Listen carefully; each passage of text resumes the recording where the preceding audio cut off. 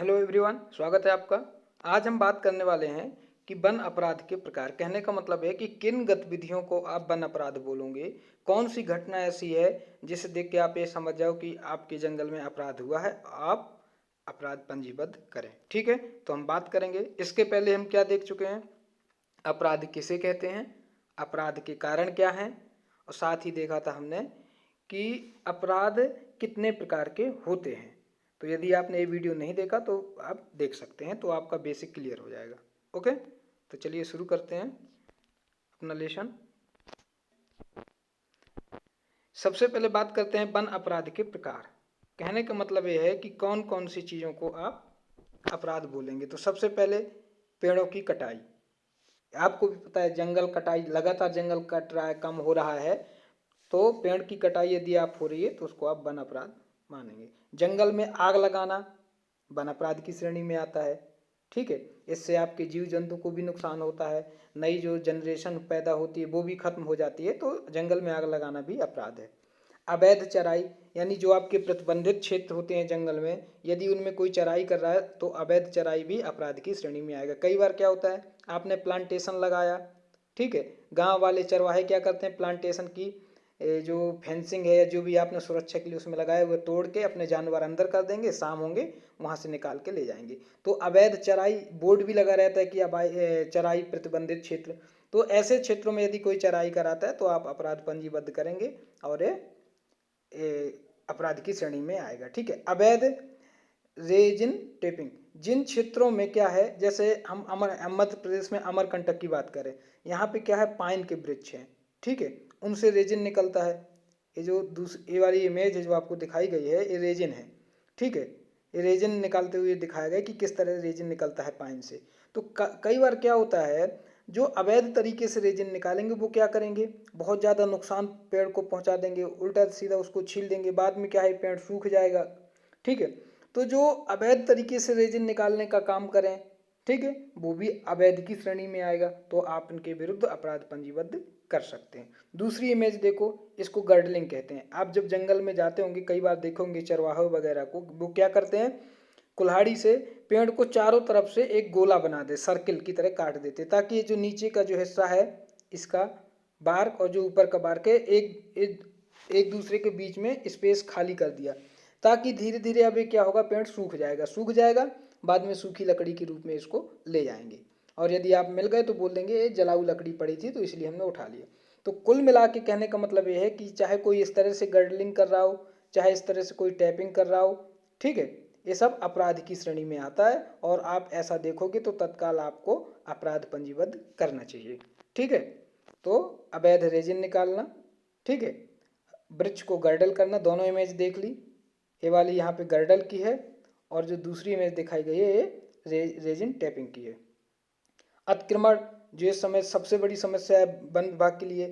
लोग जैसे ही जुलाई का महीना आता है, बारिश आती है, खेतों का विस्तार करना शुरू कर देते हैं और अपने मेड़ बढ़ाते हैं, या कुछ तो जाके नए तरीके से जुताई करने लगते हैं। तो अतिक्रमण खेती करना, कई बार तो अतिक्रमण करके घर बना लेते हैं लोग, कुआं खोद लेते हैं, बोर कर लेते हैं। ठीक है, तो अतिक्रमण भी एक अपराध की श्रेणी में आता है और एक गंभीर समस्या है। लगातार जैसे जैसे जनसंख्या बढ़ रही है, ठीक है, जमीन तो सीमित है, जमीन तो बढ़ नहीं रही, जनसंख्या बढ़ रही है, तो ज़्यादा से ज़्यादा जमीन में दबाव बढ़ रहा है। और यही वजह है कि जनसंख्या बढ़ने के साथ साथ लोगों को भूमि उपयोग के लिए चाहिए है, चाहे वो खेती करने के लिए हो, चाहे वो आवास के लिए हो, तो वो अतिक्रमण करने की ओर भागते हैं। तो अतिक्रमण के विरुद्ध भी आप अपराध पंजीबद्ध कर सकते हैं। उत्खनन की यदि हम बात करें तो देखिए, उत्खनन भी कई तरीके का है।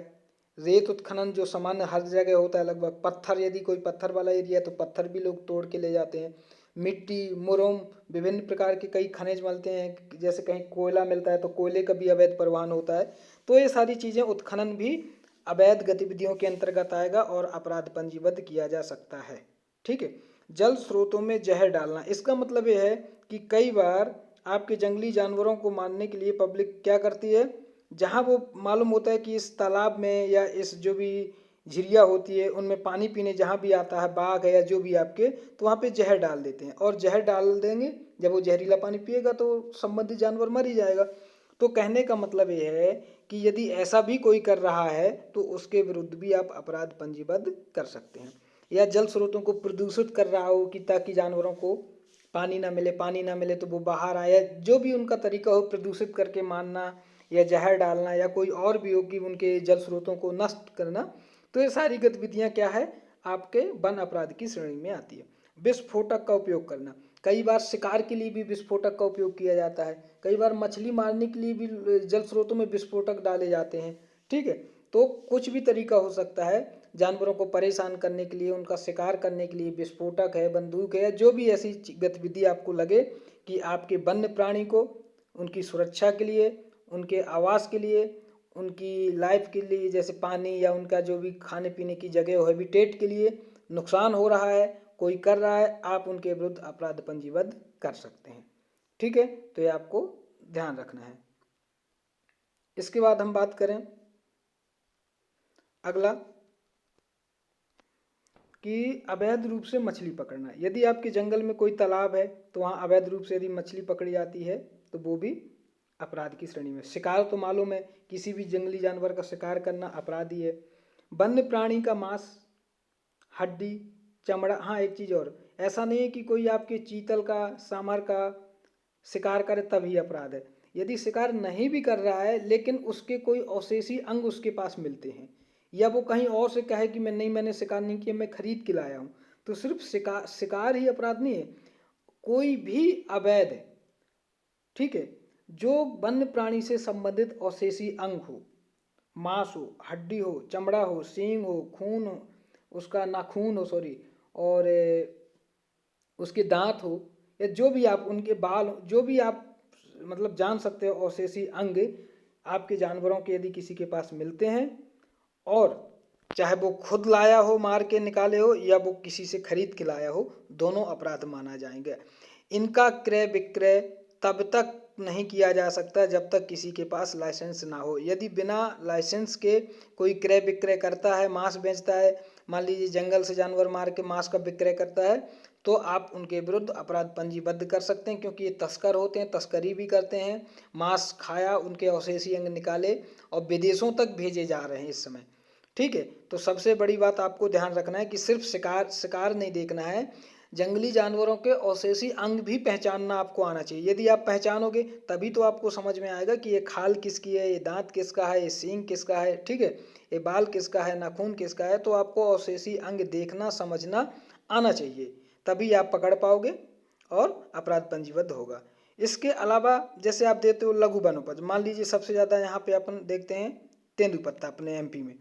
तो तेंदुपत्ता क्या है, ऐसे नहीं है कि कोई भी तेंदुपत्ता आए, खरीदे, लेके चला जाए, उसके भी परिवहन की प्रक्रिया है, उसके लिए भी टीपी लेना पड़ता है, जहाँ के लिए आप अनुमति लेंगे कि मैं इस जगह से यहाँ लेके जा रहा हूँ तेंदुपत्ता, तो आप वहाँ ही लेके जाओगे। यदि आप दाएं बाएं करोगे तो ये भी अपराध की श्रेणी में, यानी बिना लाइसेंस के क्रय विक्रय परिवहन करना, ये सब अपराध की श्रेणी में आता है, तो आप अपराध पंजीबद्ध कर सकते हैं।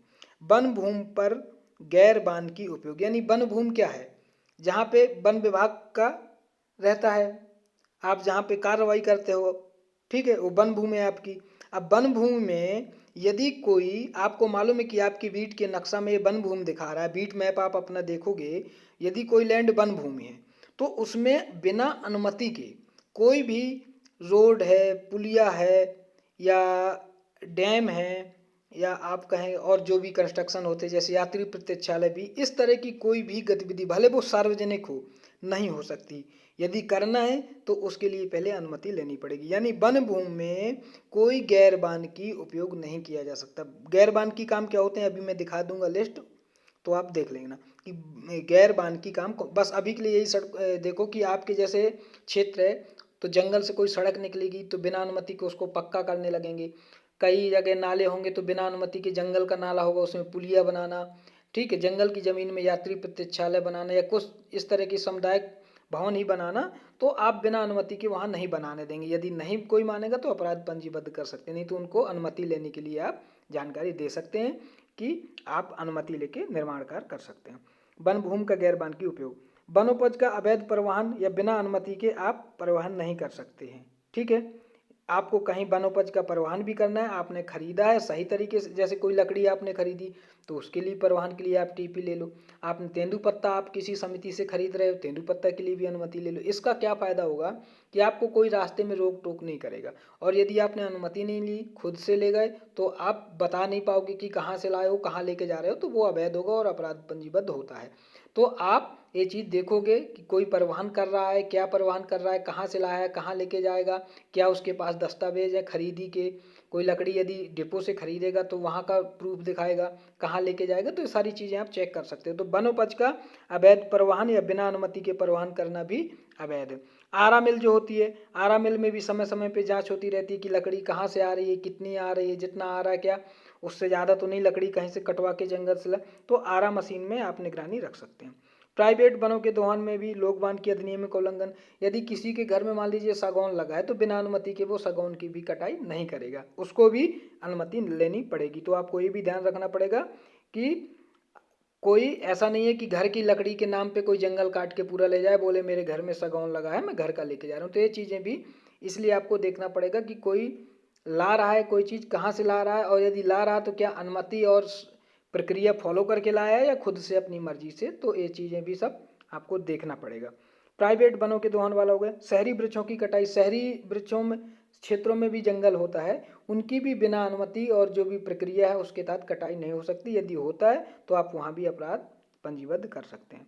तो यहाँ पे मेरा बताने का उद्देश्य ये था कि आप ये समझ लो कि कौन कौन सी गतिविधि आपके वन के कानूनों के तहत अपराध की श्रेणी में आता है। तो मुझे उम्मीद है कि आपने देख लिया होगा, ठीक है, सारी चीज़ें कि कौन सी चीज़ें। अब यहाँ पे एक चीज़ आया था कि वन भूमि का गैर बानकी उपयोग, ठीक है, वन भूमि का गैर बानकी उपयोग क्या कहलाता है, ये वाला जो पॉइंट है। तो ये थोड़ा सा आप देख लो कि यहाँ मैंने बताया है कि वन भूमि का गैर बानकी उपयोग क्या है, ठीक है। ये 1980 का जो हमारा अधिनियम है उसकी धारा 2 में दिया गया है कि जैसे चाय की खेती जंगल की ज़मीन में करना, कॉफ़ी की खेती, मसालों की, रबड़ की, ताड़, कुछ भी इस तरह की खेती करना कुल मिला के गैर बानकी काम है यदि कोई प्राइवेट बॉडी आके करती है बिना अनुमति के। औषधि वृक्षारोपण या कुछ भी इस तरह के काम करते हैं जो आप अपने विभागीय काम नहीं वहाँ कर रहे हो, कोई प्राइवेट व्यक्ति आके करेगा तो वो, जैसे लास्ट के पॉइंट आप देखो, वन में कुएं का निर्माण करना, सड़क का निर्माण करना और खनन कार्य करना, ठीक है, पुल बनाना, सड़क बनाना, किस इस तरह की जो भी गतिविधियां हैं वो सब किसके अंतर्गत आती, गैर बानकी काम के अंतर्गत आती है। देखिए ऊपर इसकी हेडिंग भी देख लीजिए, वन संरक्षण अधिनियम 1980 की धारा 2 के अंतर्गत वनों का गैर बानकी कार्यों के लिए उपयोग या अधिसूचित वनों का किसी भी राज्य सरकार या प्राधिकार के द्वारा बिना अनुमति के उपयोग नहीं होगा। फाइनली निष्कर्ष यही है, कोई भी आपका जो वन भूमि है, जंगल है, कुछ भी है, वहाँ पे यदि काम इस तरह के होने हैं, कोई निर्माण कार्य है या रोड मरम्मत, तो आप वहाँ अनुमति प्रॉपर बोलिए उनको, अनुमति लें और अनुमति के बाद आप वो काम कर सकते हैं। और दूसरी बात, यदि अनुमति मिल भी जाती है तो उसमें दिशा निर्देश रहते हैं, शर्तें लिखी होती हैं कि किन शर्तों के आधार पे संबंधित एजेंसी को वहाँ काम करने की अनुमति दी गई है। यदि उन शर्तों को भी नहीं वो एजेंसी मानती है अनुमति मिलने के बाद भी, तो भी अपराध की श्रेणी में आएगा। यदि उनको कहा गया है कि आपको इस काम को करने में जंगल नहीं काटना है तो नहीं काटेंगे, या जो मार्क किए गए हैं पेड़ उनके अलावा नहीं छूना है तो नहीं छूएंगे। यदि उसमें लिखा गया है कि आप शाम के 6 बजे के बाद वन भूमि में काम नहीं लगाओगे तो नहीं लगाएंगे। यदि इन सब चीज़ों का उल्लंघन हो रहा है तो आप अनुमति के बाद भी कार्रवाई कर सकते हो, अनुमति खारिज हो जाएगी और उनको दंडित किया जाएगा। तो आपके पास ये सारी गतिविधियां हैं जिनके ऊपर आपको निगरानी रखना है। यदि कहीं देखना है इनको तो तत्काल क्या करना है, अपराध पंजीबद्ध करना है, ठीक है। तो इनको ध्यान रखिए और पीछे लेसन जो बनाए उनको भी आप देख सकते हैं, इससे आपको हेल्प मिलेगी। अब अगले लेसन में हम देखेंगे कि वन अपराध जो घटित होता है तो उसमें कार्रवाई कैसे होती है, ठीक है। जब्तीनामा क्या होता है, पंचनामा क्या होता है, नजरी नक्शा क्या होता है, ठीक है। इन सब के बारे में एक एक चीज़ों में बात करेंगे कि पंचनामा बनाने में किन चीज़ों का ध्यान रखना चाहिए, पंचनामा का क्या उपयोग है। इन सारी चीज़ों को हम अब डिस्कस करेंगे जो कि अगले लेसन में होगा, ठीक है।